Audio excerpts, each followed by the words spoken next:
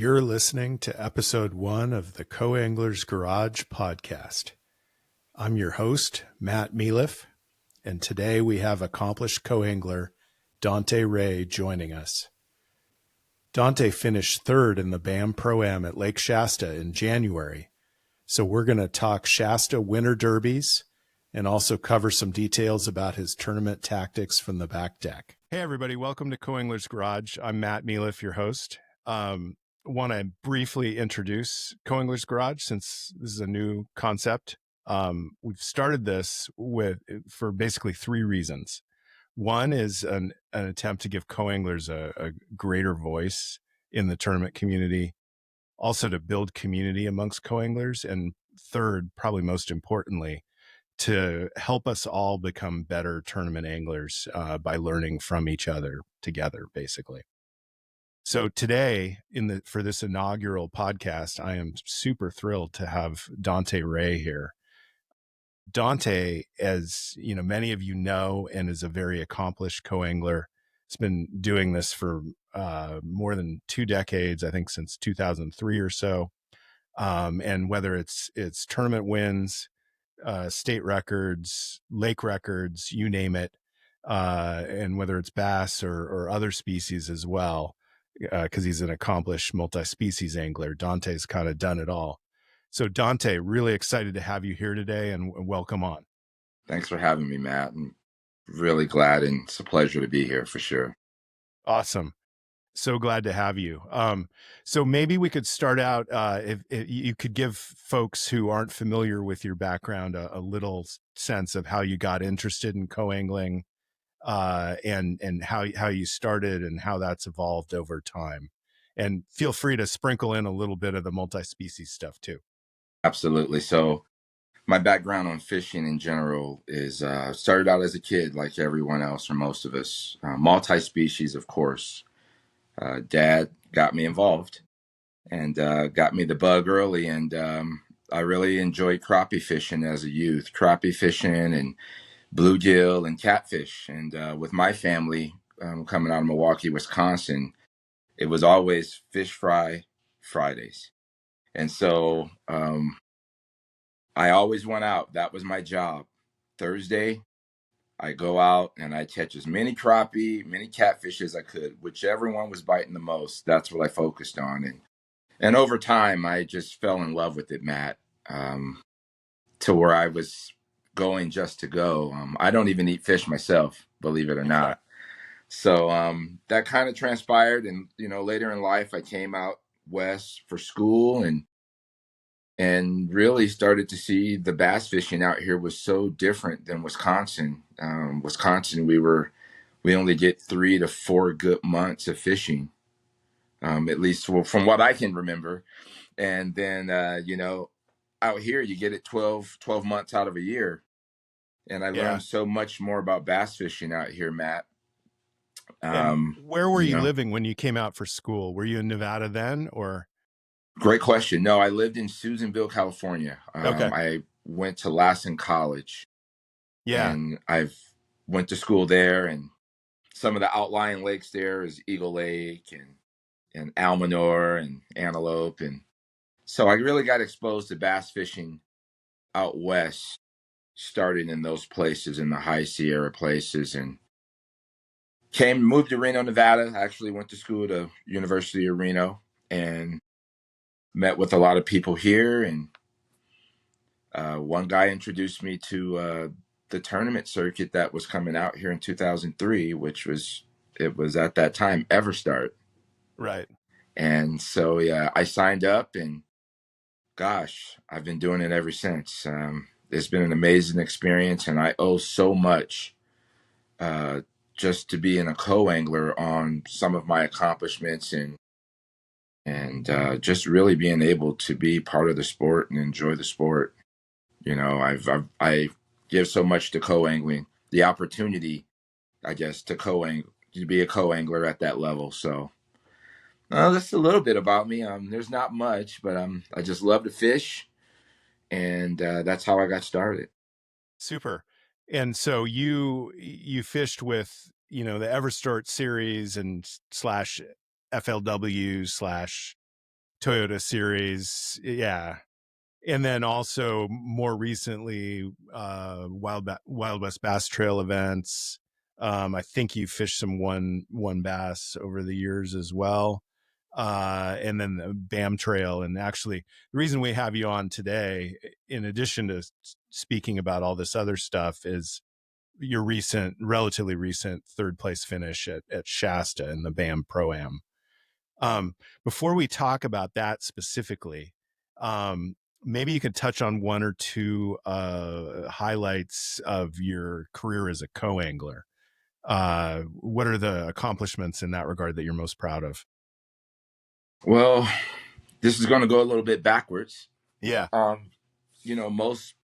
most anglers would say their biggest accomplishment is a win, but my biggest accomplishment was a second place finish on Lake Mead 2019 with FLW.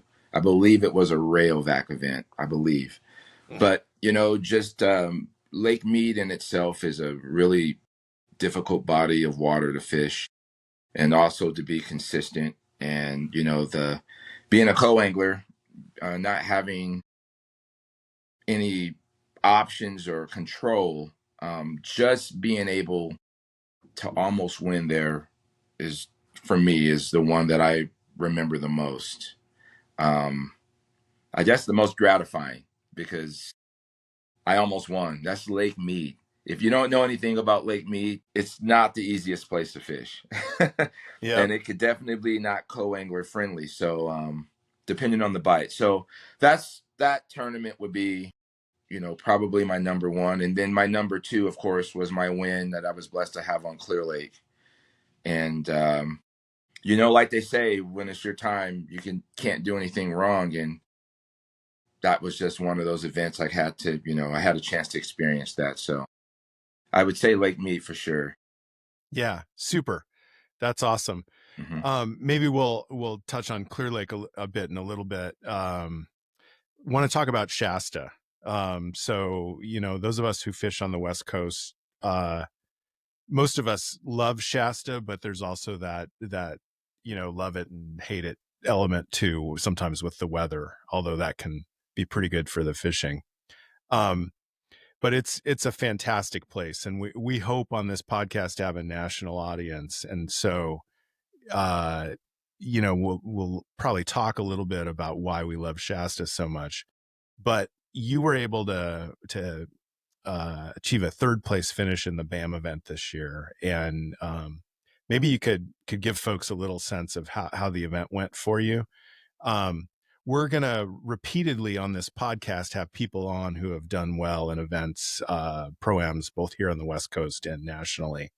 And I'd like, I'm really hoping that people can be as candid or as not candid as they want, but we're also want to stay mindful of, things we can or can't say about, who we were in the boat with, things like that.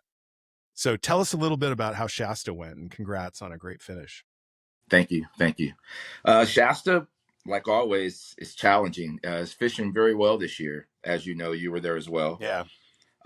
Just for catching fish, Shasta is fishing amazing. Probably one of the best years that I've seen or had the chance to experience. But, with this event, I went into this event pretty confident. And there's no secret. One of my main staples there is the frenzy bait nail. That's, that's what I do year in, year out. It works. And as a co-angler, there's only certain techniques that you can use and be productive behind your pros. And, for me, the nail has been one of them. So, the first day I drew Robert Cloutier of that tournament. And Robert, if you don't know Robert, he's the owner of Bass Hole on Bethel's Island. Great tackle shop. You guys listening, he has an amazing tackle shop. And there's an online presence there as well. Please look him up. He has a lot of good things when you can't find them elsewhere. We had a good day. And, the funny thing with Rob is when we got in the boat together, the first thing he said was, I had half a day of practice. And so as a co-angler, you're like, oh man, you don't get Yep. negative, but you just feel like, okay, my guy's going to have to fill things out for a while. Yeah. But man, the first spot he went to, I caught one almost 3 pounds, first fish. So Super. that was, yeah, so that kind of lessened everything for me, for the rest of the day, because a 3 pounder is gold for us, right? Yep. So, the day went well, and, I used quite a few different baits at this event. Frenzy Baits make a FFS stroller head, which is really new on the market. It's been out for about 3 months, I believe, 3, 4 months. Okay. And it is amazing. It's, gosh, I wish I had him here to show you. It's you put a minnow on there, and it has a barb system that really allows that bait to be used over and over and over. There's no more slipping down the shank. Hmm. And there's some technology that Double G actually put to this head. There's a ring around the front of it, and it gives this bait a knuckleball effect as it's falling in the water, which is very attractive to the fish as Hmm. well. You really have to go just check them out. So I use that in essence with the Nico rig, which that actually with Rob that day between the Nil and the Nico rig was really what gave me a decent weight to make it on. Yeah. Super. And what do you have any particular plastics you like fishing on the nail? I do. Yeah. I'm a trick worm guy. Yeah. Yeah, Yeah. I'm a trick worm guy. I've been that for years. I'm pretty simple. I'm not Yeah. too complicated. Yeah. Green pumpkin or watermelon reds. Yeah. Um, you can even throw some June bugs on there if you choose to. But as of Eh, eh, recent, as of recent, the Fatty Z. yeah. Okay. Yeah. And what colors do you like in that one? A lot of people fish the deal at Shasta. Uh, do you like that one? I do like the deal. I think I edge with PB and J a little bit Okay. more than the Yep. deal. Yep. But yeah, it's those are probably my two most confident plastics that I would use on the nail. Okay, cool. Yeah. Good to know. Some guys get really focused on changing up colors at Shasta based on where they are and how dirty or clear the water is, which of course is impacted by storms. Are you a guy who does that, or you pretty much stick to the basics with green pumpkin and watermelon red and PB&J, as you mentioned? I stick to the basics. Yeah. Yeah, I pretty much stick to the basics. What I will do if, like, let's just say we get into some water and it's a little bit more turbid than some Yeah. other areas because that happens due to runoff. Um, the Frenzy Baits make a really nice selection of colored heads. And so I will gravitate from the green pumpkins and go to the pumpkin camos, which is more of a yellowish Yeah. type Yeah. head. So I still allow in my mind at least, I'm still having visibility with my bait. Yeah. Yeah. It's all about confidence. So that's good. Right. Right. Okay. So sounds like you got a great start on day one. How'd the rest of the event go? Really looking forward to day two. Yeah. Um, the cancellation, I was thankful.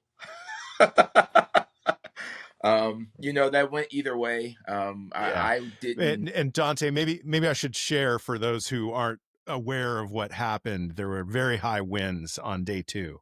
So the BAM tournament director, Michael Bray, and in consultation with Mark and keeping a good eye on the weather report, decided that it wasn't safe to fish that day. So the full field fished on day three. Okay, keep going. Sorry. Yes, thanks for putting that in there. Yes, I'm very thankful that they made that decision.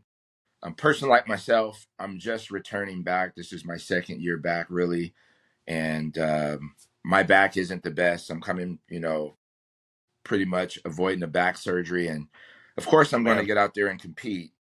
But I was dreading it. I knew it was going to be bumpy, so I'm kind of happy that that call was made on that day. It looked a little rough from videos. Yeah. Yeah. So I drove over the I-5 bridge there in the middle of the day just because I was curious what it looked like. And, there were some areas it looked like you might have been able to tuck out of the way in a few areas, but I think we would have been really beat up, and it was a good call. miserable. Yep. So yeah, that's how day 2 went. And day 3, I drew Joseph Urasco. Mm-hmm. And I believe Joe was sitting top 5 or better, I believe. Mm-hmm. Mm-hmm. And that was a great experience. The way Joseph was fishing was completely different than my practices and what I had seen. So I was a bit challenged that day because I was forced to try to figure out how to catch fish behind how he was fishing. Yeah. To Joseph's respect, I won't go into what he was doing or how he was fishing, but it was difficult for me to fish a nail. And Yeah. let's just say it's hard. Understood. Yeah. Yeah. So how did you adapt? So I went to a lighter nail. I was throwing a quarter predominantly at one time, but I went to a lighter nail not because I guess it helped me not snag as bad. It floated across the rocks that I needed to float because I throw it out and I have to feed line, feed line, feed line, and then pick it up when when he's off the trolling motor. That's my time to fish, and so Yeah. I was able to float things and I just stayed with it. I fished. I caught him on a nail that day. I even went to an underspin. With the conditions being a co-angler, you have to try to adapt the best you can, and that actually helped me. And then I used the FFS stroller, which that was a bait. I caught onto it a little bit late in the tourney, but I should have been doing that because I can keep up with him, and now I'm not on the bottom. And so those 3 things really got me the 3rd place finish. I fished extremely clean. I didn't lose any opportunities. And yeah, that's how that went for me, Matt. I was very grateful for the finish for sure. Yeah. Well, that's quite an accomplishment. I really enjoyed the tournament.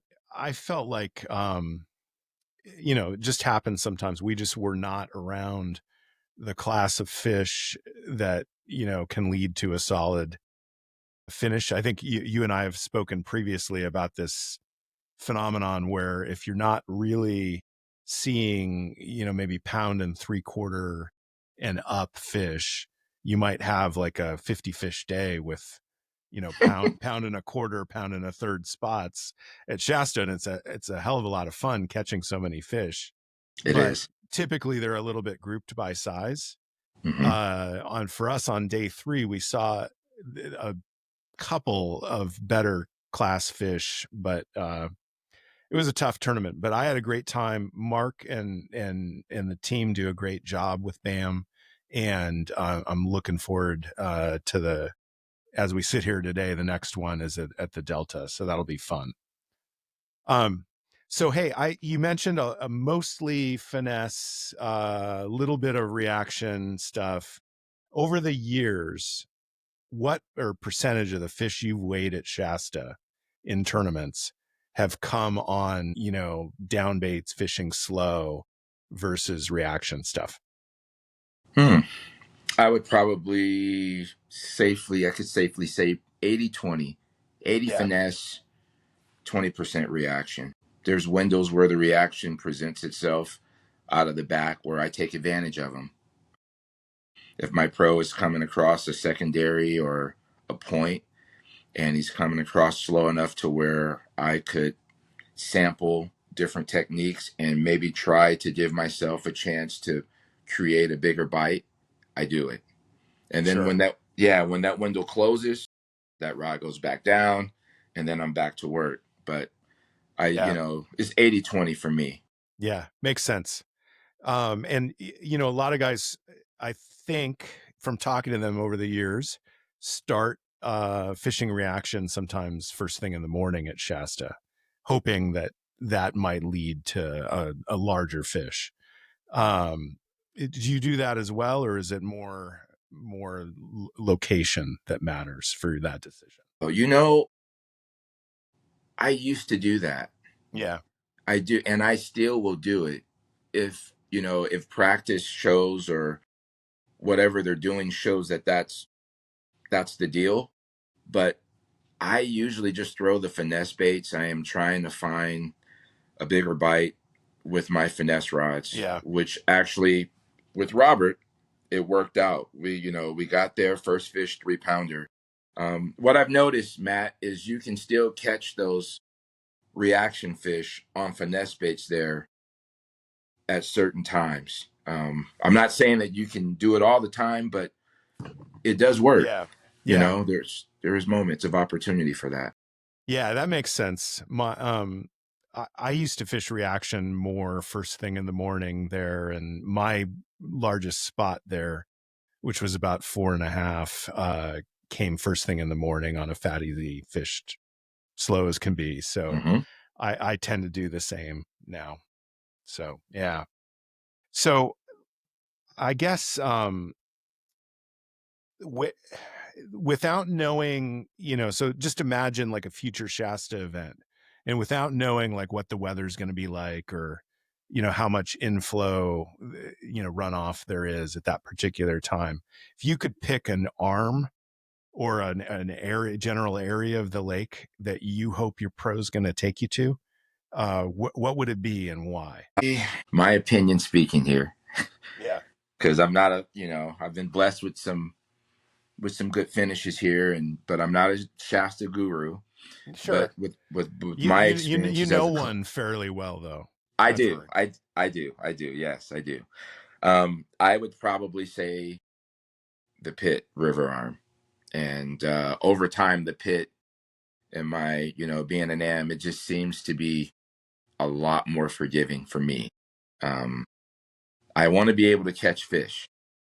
That's Yeah. the one thing. I want to be able to get a limit. And then from there, you just, our goal is to try to upgrade as much as we can throughout the day. And the Pit just seems like it's flooded everywhere's flooded with fish, but it just seems to be more forgiving. And, you know, I've been to some other arms where you get 6 bites, Yeah. but they're the right ones. Yeah. So it depends on what you want. For me, I like momentum. I like catching fish. Um, I just feel like to get those 5 puts me in a great headspace and Yeah. allows me to figure things out for the area that I'm in.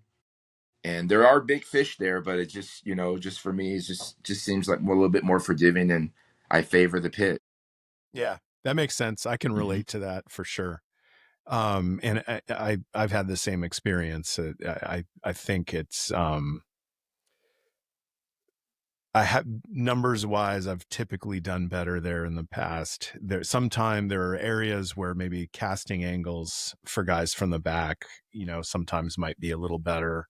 And I've experienced the big fish stuff and some of the other locations where sometimes you don't have the best casting angle, and you are worried at 11 a.m. whether you're going to catch a limit or not, which for most people most of the time on Shasta is not an issue given the way that place fishes. But yeah.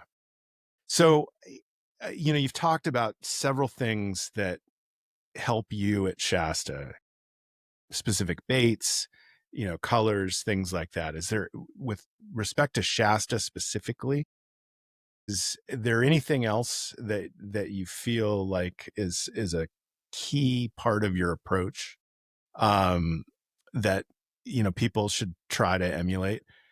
You mentioned practice. I mean, obviously, you spend a fair amount of time practicing for these events. Some co-anglers do, some don't.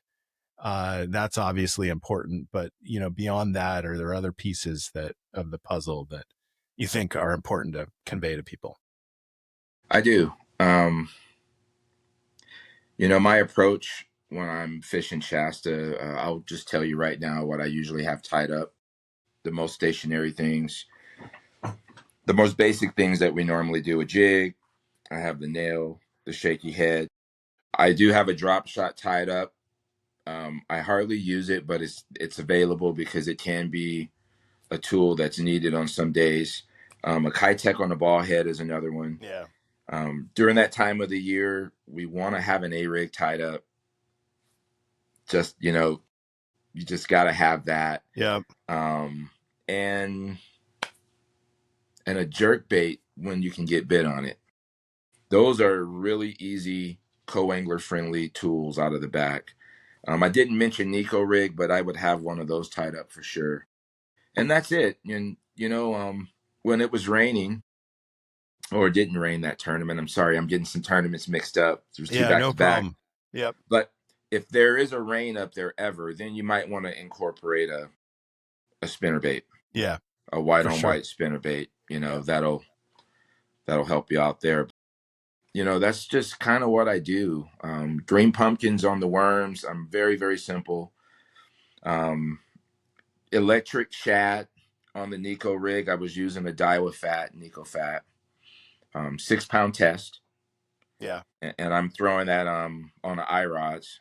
I fish eye rods, and that's kind of what I do with that. So it's pretty simple. Just, whatever you have confidence in as far as what plastics you use, go with those. But those colors that I'm mentioning, those are my mainstays. Nothing too fancy. Yeah. Super. Yeah, Some guys, so on the liter pound test there, with the amount of brush that grew in certain areas and the water coming up, I know some guys have been fishing, 8 or something, a little heavier sometimes, if they feel like they're going to be around a lot of brush. Do you stick with the light stuff even in that scenario? I Because do. you don't know ahead of time. Yeah. I do. And I have a little bit of a small testimony here, but I'm an Yeah. 8 pound test guy. I was using Seagar at one time. And this is no knock to any brands whatsoever, Yeah. okay? Because as fishermen, we continue to make adjustments with tackle over time, right? Yep. But I was introduced to Gamma, and it was just, I was hard headed about it for several years. I just have to tell you. And so I tried it, and the abrasion factor gave me more. I landed more fish and not as many breakoffs. So I made the conversion this year, and I have to tell you, I would stay with 8 pound test. You don't have to use Gamma, of course. I'm just giving you my testimony, but Yeah. find a 8 pound test that's abrasive, and you will get those fish out of the brush. Yeah. Abrasion mm, resistant. yeah, Yeah. abrasive resistance. Yeah, Yeah. thank you. Yeah. Yeah. Cool. Good to know. So let's talk a little bit about, something that's a broader topic. You had a great event at Shasta. I think we all had a lot of fun there, caught a lot of fish. It wasn't the great tournament for me in terms of weight, but I caught a bazillion fish and it was a blast. And the guys I fished with were great. As is usually the case. So we're, kind of in an interesting time for coanglers right now. I think that there are several potential causes that certainly in certain regions around the country, there's been a little bit of a decline in the numbers of coanglers. That's not to say that's been the case everywhere. Um, I know for the Toyota series, there have been some places where they've had more coanglers wanting to fish than guys in the front of the boat. But we're definitely in some challenging times. And I think some would argue that there's several reasons for this. Forward facing sonar, I think for some people has had an impact. The economy is an issue potentially that's contributing to this. Some have suggested that kayak events are, cutting into the numbers a little bit. But I'm curious about your thoughts about this and maybe more broadly about as the way guys in the front of the boat have fish has changed with forward facing sonar. How has that impacted how you fish? Not really. Yeah. It really hasn't impacted me. Yeah. Um, up until this point, I guess I'll say that. But what I like to do is I kind of watch and see what the guys are doing. and then I go from there. I usually turn around and I'm always looking at the bank. I'm looking at what they're leaving me because they're leaving you something. And it's up to us as co-anglers to kind of figure out what they're leaving. And then, you try your best to figure out how to catch fish with what they're leaving you. Of course. Yeah. But they're always leaving you something. So, the one thing that I would say, Matt, is stay positive and just enjoy it. You'll figure it out. And once you do, it'll be more gratifying. And most of the time they're around good fish. And Yep. I attribute a lot of my quality fish catches as of recent. I have to catch them and do the work, but they're putting me around them more often than not now because of the technology. So, there are times where I'm not able to fish how I want to due to how they have to fish, but overall I'm positive, and I always know that these guys have me around fish that I wouldn't have been around without it. So I take the good with the bad for sure. Yeah. Yeah. That makes sense. And I think the staying positive piece is super important. I've had, myself a couple days where the manner in which the pro was fishing in front of me limited opportunities for at least part of the day pretty, dramatically. But I generally, I want to leave the boat at the end of the day with the person thinking, I'd love to fish with that guy again. And I feel the Right. same way, about the guy in the front of the boat. I'd say probably 95% of the time. And so staying positive and, doing a good job netting fish and, cheering for their success, I find tends to increase the chances that you have an experience where later in the day they've got a good limit and you're still one short. They put in a little effort to try to find something specifically for you. It happens a little bit more often. So I'd really encourage people, as you did, to stay positive and good things will happen. Yeah, yeah, yeah. I want to ad lib on that.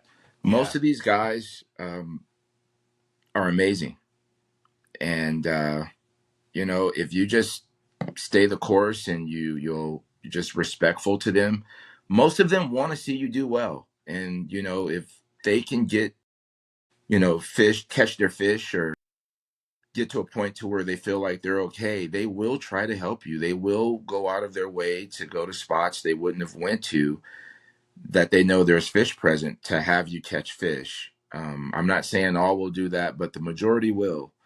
So it's a it's a fine line there, but at the end of the day, as a co-angler, we are out here to learn, and we compete as much as conditions allow, but we are here to learn. And it's just enjoy some of these guys you're drawing. They have a lot to offer if you sit back and kind of take in what you're seeing. Yeah. Yeah, for sure. So let's, you mentioned, or we talked a little bit about practicing for events, but not in much detail. But I think that's something that, from your vantage point, you feel has been very important to your success, so that you can hit the ground running on day one.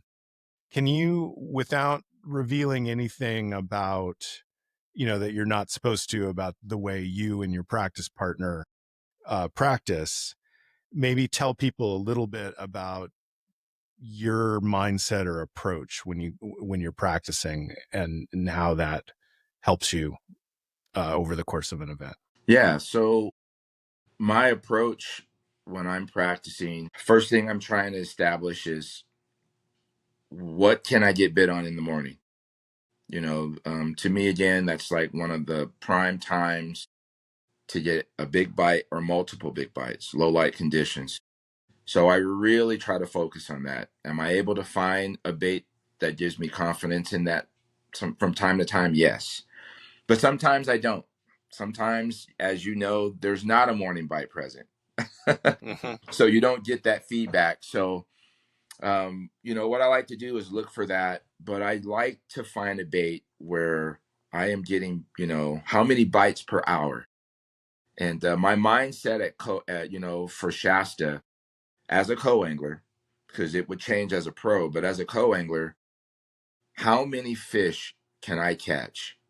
And I just feel in my mind that if my mind is set to catch 100 fish, find a bait that can get me the most bites, I will eventually run into 5 2-pounders or 5 plus 2.5 pounders. And that's kind of Yeah. my mindset. So I'm cycling through baits, colors, different techniques, trying to find the bait or the technique that gets me bit more than not, and under different situations. So then after I find a couple baits that are actually I'm getting bit quite a bit, now I try to shuffle them into, can I use them under this condition where if my guy's fishing reaction and he's kind of on the trolling motor a bit, now I'm trying to refine how can I use it and which Yeah. baits are most effective during these times. And that's what my practice consists of. And, sometimes I don't figure it out in practice. I think some of us can attest to that. So Yeah. it kind of lingers into the event, but I just stay that course. That's what Yeah. I do for me. Yeah. And at least then you've narrowed down the, space of different baits that you might then go and try as you're trying to figure it out during the event. You've eliminated some things. I have. Yeah. So that's Shasta. And I think there are elements of Shasta that make it more of a numbers game in some ways. And there are some places we fish that are not like that. In fact, there's a lot of places we fish that are, don't necessarily have that element. So let's say you're practicing for, Clear Lake during a time when it's tough, or the Delta or something like that. Are there differences in the There way you is. approach those? Yeah. There is. Because depending on time of year at both of those places, you're not going to catch 100 fish out of the back of the boat. So it's a Yep. different strategy. It's a different mindset. So at that point, I'm still trying to find a bait, number one, that I get bit on the most. What gives me the best bites per hour? Yeah. Excuse me. And then from that point, I just expand on what I'm learning from that one technique. Whatever's working for me, I expand on that with other things. So, the drop shot on the Delta and the Clear Lake comes more into play for me. Sure. It's a safe haven, but it can also produce really good fish. The drop shot and chatterbait, depending on year. But these are just co-angler friendly techniques, but they produce. So you may not get a lot of bites with these baits. So I guess my gears switch a little bit to where now I'm understanding I may not get a lot of bites, but I try to go with baits that will produce quality fish for me to compete. Yeah. Yeah, that makes So sense. kind of flips Yeah. flops between those Yeah. two. Yeah. Yeah. So, since we mentioned Clear Lake and it is spring, and obviously, people in our region spend a lot of time fishing tournaments at Clear Lake in the spring. Um, do you want to talk? It'd be awesome if you'd be willing to talk a little bit about some of your success in the past at Clear Lake. Mm-hmm. I know in at least one case that was in the fall rather than the spring, and that might be worth talking about. But I'd also be curious on your approach in the spring. We don't have a BAM Trail tournament there this year, but I'm sure we will at some point in the future, and I'm sure listeners would be interested. Of course. Yeah. So a couple situations I've had in the spring. Let's see here. I've been doing this. I've done it for a while. So I Yeah. have a lot of stories and I've drawn a lot of great guys, a lot of examples that, have really made me the fisherman that I am today. When you draw these studs like Sig Taylor, all right, that was Yep. a good one. I drew him in the spring and I had the first time seeing like a shad wrap violently ripped, and he showed me the importance of a white and chartreuse spinnerbait up in the north during that time. And I'm just dropping some things there. Yeah. Yeah. Yeah. So, I've seen the bedfish action. I've been able to see that and glide baits in the spring. It's been pretty cool experience, man, in the spring. Yeah. I have only done, there's back in the day, there just wasn't a lot of tournaments Yeah. Yeah. Yeah. in the Do you, spring that I did with yeah. FLW, maybe two or Yeah. three. Yeah. Yeah. Do you fish a glide bait out of the back at all? Yes, Yeah. there. You Yeah. can get away, there's Yeah. places you can get away with it and take a chance. Yeah. Yeah. So I've done it there quite a bit. I've only caught one fish on it, two fish, two 5 pounders, Yeah. but they helped. I took a chance and they helped, but I don't do that too often. I think I was behind the gun. There was an hour left in the tournament. I needed a 3 pounder, and I was blessed with a five. Yeah. That's awesome. I love fishing glide baits, fun fishing. Hmm. I don't do it much in tournaments, but every once in a while I'll bring an S wave or 168, which, only sort of counts because it's smaller, Right, right. but in the right place, you can catch numbers and solid fish on those sometimes.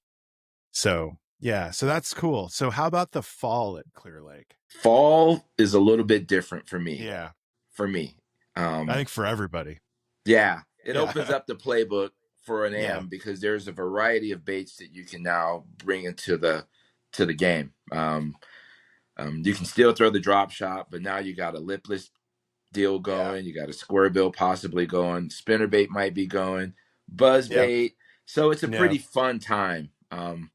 When I was there, the year that I won, I actually caught my fish on a tailspin, Yep. and it's completely opposite of the spectrum of what everyone else was doing, which is why I think I had a little bit of luck because I was the only one presenting this bait to the fish, and they weren't being educated, and just it was just different. Something different sometimes is what it takes, and I kind of just lucked into that, but that was a fun time in that Clear Lake. These mega schools, which I didn't know at this time, but they get together, and it's just a lot of big fish in one area. And if you can find them, I'm finding out finding them is one part of the problem. You Yeah. have to kind of figure out what makes them tick, and then you can really have some fun. And in that tournament, there was 22 boats in this one area, and not everyone was catching fish. Yeah. So Wow. it was just a really amazing experience. I caught over 60 fish on a tough day, Matt, and That's amazing. yeah, and as an am, it's probably the most memorable. It was just magical. That was pretty Yeah. cool. That's awesome. Was that pre forward facing sonar era? Yes, yes. So it might be kind of interesting to see, because those wads of fish now, in a big tournament on a lake like that, a lot of people will have found them. With Hmm. FFS, and I wonder how things would play out differently now with that. With a lot of people beaming them, maybe they get a little bit more skittish than they would have been otherwise. It would be interesting. I don't know if you've had experience there in the fall, in the forward facing era. I don't have a ton the last few years in the fall. Not yet, not Yeah. yet. My last couple of years, I've been fishing with BAM. This is Yeah. the second year, and so we haven't been there in the fall yet. And even before that, fishing with Wild West, I don't remember Yeah. any fall events. Maybe a championship late fall, but it's a little bit different. Sure. Um, I haven't had a chance to do fort facing out there behind the guy in the fall, not yet. Yeah. But Yeah. I would imagine it would be different. It would have to be. Yeah. Yeah.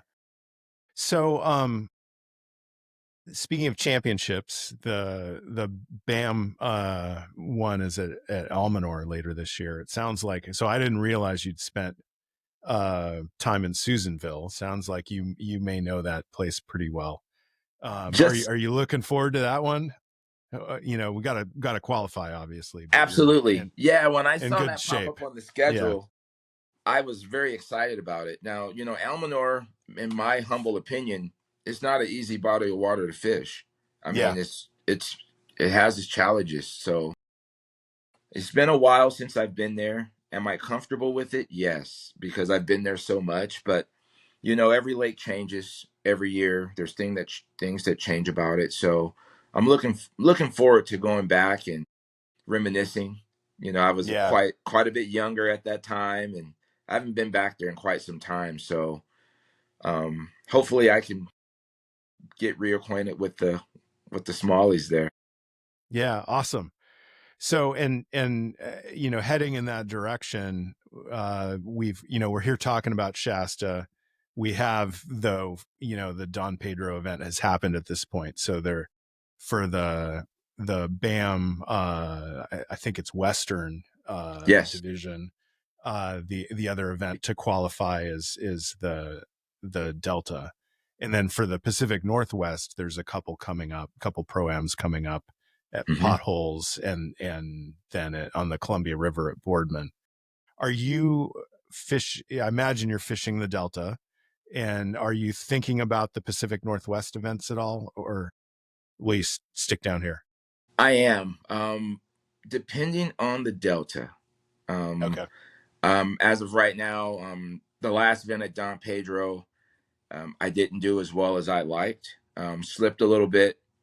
Um, Still have some AOY chances. I slipped from third place. I think I'm currently now in 14th, but it's really still a tight race. Yeah. So the delta will be, like always, a deciding factor for most of us on who's crowned the champ and as an AOY champion, and also who makes it to the championship. It's been reduced from 24 anglers to 12 this year, the top 12. So there's a lot riding on the Delta. So I may be doing the Columbia depending on how the Delta lies Okay. out. But the Columbia is fun. And if I am able to do it, I'll be there. I'm just starting the business as of recently. So trying to divide my time with the business right now, you Yeah. know, it's, Figuring out the it's, right balance. it's a little tricky. Yeah, for sure. Well, good luck with that. Thank you. For sure. Um, I am gonna try to fish the Pacific Northwest ones. I'm actually gonna try to go to Potholes as well, which I'm excited about. I've heard some good things about it, and it looks like it, fishes like some places that we, have spent a lot of time on down here. So see how that goes. It's gonna be a long drive though. It is. It is. Make sure you listen to a podcast. Yeah, exactly. Exactly. Yeah. Um, cool. So are you fishing other circuits as well, or focused on BAM? No, this year and last year I fished ABA, Yeah. Northern Cascades. My tournament partner, mentor, and friend Greg Gutierrez. Yeah. We I've fished heard of that, him. and you've heard of him? Yeah. Yes, I think we all have, right? Yeah. We're doing that circuit, and this year I scaled back just a tad bit because of the starting of my business. So I Yeah. just scaled back a tad bit and one bass. I'm sorry. Yeah. I did do one bass at Shasta, and I may be able to do it at Havasu and Mojave. Um, but the one at Clear Lake coming up, I'm gonna have to miss that one. So Yeah. that's all I have for this year. But it's a lengthy schedule for me for sure. Yeah, for sure. And sounds like you got a lot going on in other parts of your life too. So finding the right balance is a challenge. Balance. But yeah, I Yeah. hope you find it, and then also make that TOC. I want to see Thank you. how you do on Elminor. That's the goal. I want to make the TLC, and of course, when any angler is close to possibly having an AOY opportunity, then you go, that's in your sights too. So, my main goal is to make it to the TLC, and then anything after that is a blessing for sure. Yeah, Yeah. cool. Well, we're getting closer to the end of our time here. I want to, I think this has been great, and I think for co-anglers out there in podcast viewing land, there'll be a lot of interesting things for them to listen to in this. And I wanted to give you an opportunity if there's anything else you want to touch on, whether it be about some of the lakes we talked about specifically or just coangling, in broader terms. Anything else you want to leave the listeners out there with?